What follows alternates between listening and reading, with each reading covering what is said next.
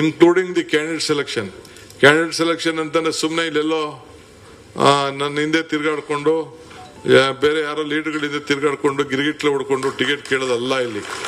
ಅಲ್ಲಿ ಯಾರು ವಾರ್ಡಲ್ಲಿ ಕೆಲಸ ಮಾಡ್ತಾ ಇರ್ತಾನೆ, ಮನೆಗೆ ಯಾರು ಹೋಯ್ತಾನೆ, ಇದನ್ನ ಮಾಡ್ಕೊಂಡು ಹೋಗುವಂತ ಕೆಲಸ ಮಾಡಬೇಕು. ಅದಕ್ಕೆ ನೀವೆಲ್ಲ ಕೂಡ ಸಿದ್ಧತೆನ ನೀವು ಮಾಡ್ಕೊಳ್ಬೇಕು. ಯಾವುದೇ ಇನ್ಫ್ಲೂಯೆನ್ಸ್ ನಮಗೆ ಗೆಲ್ಲಬೇಕಷ್ಟೇ, ಯಾರು ಗೆಲ್ಲಬೇಕು ನಮ್ಗಷ್ಟೇ. ಸೊ ಅದಕ್ಕೆ ನಾನು ಸೀಟನ್ನು ಹಂಚುವಂಥ ಸಂದರ್ಭದಲ್ಲಿ ಕೂಡ ಬಹಳ ಪ್ರಾಮಾಣಿಕವಾಗಿ ಯಾರು ಮಾಡ್ತಾರೆ ಅದನ್ನು ನಾವು ಮಾಡ್ತೇವೆ. ಜಿಲ್ಲಾ ಪಂಚಾಯತಿ, ತಾಲೂಕ್ ಪಂಚಾಯತಿ ಕೂಡ ನಾವು 3 ವರ್ಷದಿಂದ ಮಾಡಿಲ್ಲ. ಅದು ಕೂಡ ಕಾರ್ಯಕರ್ತರಿಗೆ ಹುದ್ದೆ ಕೊಡಬೇಕು. ಗೆಲುವು ಸೋಲು ಇದ್ದೇ ಇರ್ತದೆ. ಅದನ್ನು ಕೂಡ ಜಲ್ದಿ ಮಾಡಲಿಕ್ಕೆ ಹೊಸ ರೂರಲ್ ಡೆವಲಪ್ಮೆಂಟ್ ಮಿನಿಸ್ಟ್ರು ಬರ್ತಾ ಇದ್ದಾರೆ.